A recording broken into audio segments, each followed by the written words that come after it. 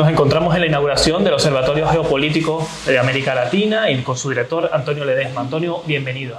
No, muchas gracias a ustedes por esta oportunidad de poder presentarle a toda la audiencia, a todos los seguidores de este medio informativo, este nuevo observatorio que está cumpliendo una tarea importante.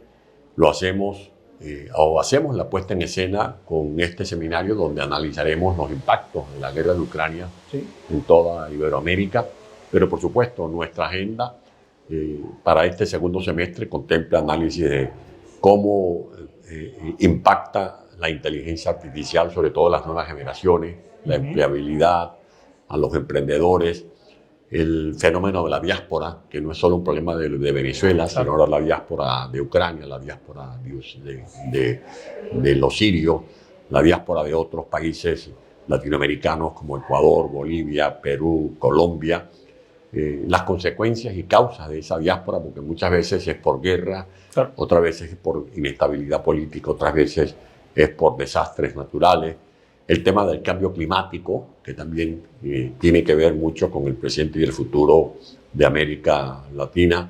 La explotación de los recursos minerales, los recursos fósiles que todavía tienen países de América Latina y las fuentes renovables que se están promoviendo en la hora actual. Estos son muchos de los temas que están en la agenda de trabajo del Observatorio Geopolítico para América Latina. Había justamente uno de esos temas en los que ponían énfasis, que era el interés que tenían países como China, Rusia e Irán en el potencial energético de América Latina, y quería preguntarles si consideraban que la guerra de Ucrania había un poco cambiado el escenario energético y movido las fichas del tablero, y qué papel va a tomar ahora América Latina. Bueno, América Latina se ha estado balanceando entre pandemias y guerras. Muchos estragos dejó la pandemia, alteraciones en el consumo de energías, el problema de la inflación, parálisis económica, desaceleración económica. Y cuando ya comenzábamos a repuntar esas variables negativas, explota la guerra de Ucrania, que ha creado, por ejemplo, un vuelco en todo el manejo de los recursos fósiles, de los recursos renovables en Europa. Bien sabemos que Ucrania es un paso obligado para el gas ruso, que surte a muchos países europeos. Se modifican los precios, suben, bajan, es como una montaña rusa, y eso también de otra manera impacta a América Latina. Papel de España. ¿Qué papel está jugando España en este escenario tan turbulento, siendo justamente la puerta de entrada de América Latina en Europa? Bueno, España es parte de nuestro pasado, de nuestro presente y de nuestro futuro. Aquí vemos que se vienen a cobijar miles de ciudadanos que somos de origen hispanoamericano, venezolanos, colombianos, ecuatorianos, peruanos. En definitiva, el papel de España es crucial porque, como usted lo ha dicho, es la puerta de entrada. Para nosotros es como la partida de nacimiento, es como la llave que nos abre de par en par todos los caminos hacia Europa. Y por supuesto, España también está en este momento en el medio de este fuego cruzado que tiene que ver con la guerra de Ucrania. Y si bien es cierto, España no es como el caso de Alemania, que depende del gas ruso. El gas de España depende de Argelia y tiene otra fuente. Pero también está la pregunta en el aire. ¿Va a explotar España los yacimientos de lutita, de lo que llaman los recursos que se pueden explotar a través del fracking? Esa es una interrogante que está planteada porque hay mucha gente que tiene como doble cara. Hablan del cambio climático, apoyan los puntos que se acordaron en la cumbre de París del año 2015, en los acuerdos para enfrentar el cambio climático, pero al mismo tiempo siguen haciendo inversiones y desarrollo que tienen que ver con la explotación de los recursos fósiles. Quería preguntarle, en el caso de Venezuela veíamos que España llegaba a acuerdos con Repsol y queríamos preguntarle si temían que el hecho de que Venezuela se convierta en un ente importante desde el punto de vista energético pueda ayudar al blanqueo de la dictadura de Maduro. Bueno, todo lo que sea financiamiento para esa dictadura lo blanquea o le da muletas para que se mantengan sobre las ruinas de un país que ellos mismos han destruido.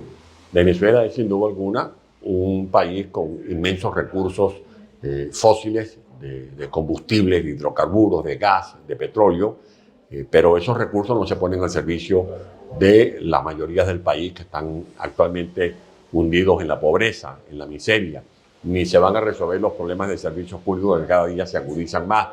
Ese dinero lo usa la tiranía de Venezuela para financiar sus grupos de choque, las élites corrompidas del militarismo, de los grupos policiales, los grupos civiles que arman para que ataquen a quienes somos disidentes del régimen madurista, pero también para financiar su franquicia, porque ellos operan como socios de unas mafias que se protegen entre sí.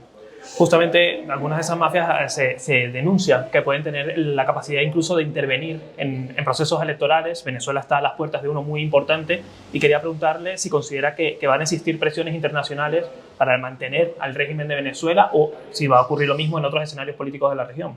Un pueblo que está acorralado por una tiranía necesita de la comprensión y de la solidaridad militante efectiva, eficaz, diríamos, de la comunidad internacional. Nosotros solos no podemos, así como admitimos que desunidos no será posible alcanzar el objetivo de desalojar del poder estas mafias, tampoco solos necesitamos del concurso de la comunidad internacional.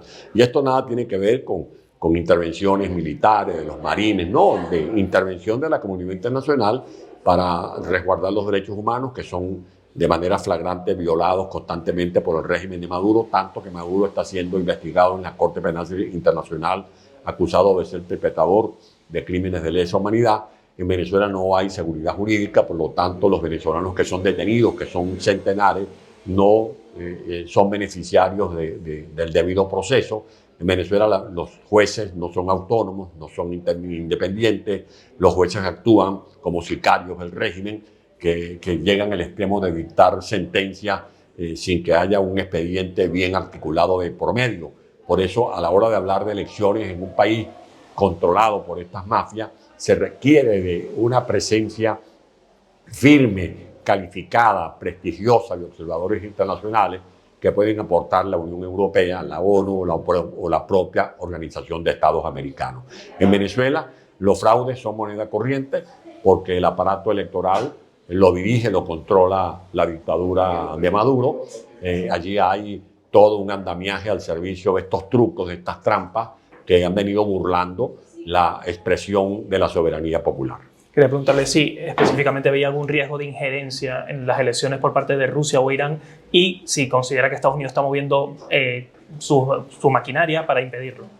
Ellos actúan de manera combinada, no hay duda que este triángulo tiene intereses en Venezuela. China, porque ha venido desarrollando lo que se conoce como la ruta de la seda y controla más de 100 puertos en el mundo, desde el puerto de Hamburgo, el puerto de Israel, el puerto de Buenos Aires, puertos en Panamá, puertos en Brasil. Hacen grandes inversiones como lo que parece una quimera, que es un canal paralelo en Nicaragua. Hacen desembolsos financieros como los préstamos que le han hecho a Venezuela para controlar la soberanía de esos países, controlar el voto de Nicaragua, de Venezuela en los órganos internacionales como la ONU. En definitiva, vemos que se pone de por medio toda esa invasión tecnológica porque en China se ha venido desarrollando ese recurso tecnológico que hace posible la instalación del Internet de las cosas, que es una amenaza para la confidencialidad, para la privacidad de los ciudadanos en cualquier parte del mundo. A Irán se le adjudican el patrocinio de grupos terroristas. Sí. Así como no todos los católicos son pederastas, no todos los musulmanes son terroristas. Aquí no se puede ver a un musulmán como símbolo del terrorismo, de la violencia. No, son gente de paz, que los conocemos en muchas partes del mundo. Otra cosa son estos grupos radicales que hacen del islamismo una figura para desarrollar planes que están sin duda alguna asociados con el terrorismo internacional. Y Rusia usa a estas piezas como Ortega en Nicaragua, los Castro y Díaz-Canel en Cuba, Maduro en Venezuela, como piezas que mueven el ajedrez con intereses de orden geopolítico. Para terminar, ¿cuáles son las grandes metas que se plantean con el observatorio a corto o largo plazo? Hacer seguimiento de políticas públicas, estudiar, por ejemplo, todos estos fenómenos que desde el mundo impactan en América Latina, lo que está pasando con la guerra de Ucrania, lo que está ocurriendo con los movimientos políticos que se dan, por ejemplo, aquí en España, el comportamiento de la diáspora, de estas adversidades, qué oportunidades se pueden sacar, porque no todo es malo. América Latina tiene un gran potencial desde el punto de vista económico, desde el punto de vista humano, el talento de los latinoamericanos, los recursos naturales de los latinoamericanos, los grandes proyectos de desarrollo, utilizando los recursos tecnológicos que ofrece el mundo entero, están también a la mano de este observatorio para poder divulgar todas estas iniciativas, todas estas conclusiones, todas estas investigaciones. Hemos tenido una respuesta muy positiva a pesar del poco tiempo que tenemos en actividad, de expresidentes, de excancilleres, de líderes políticos, mujeres y hombres, académicas, académicos, que van a comenzar a trabajar pro bono para hacer cumplir los objetivos que nos hemos propuesto inicialmente.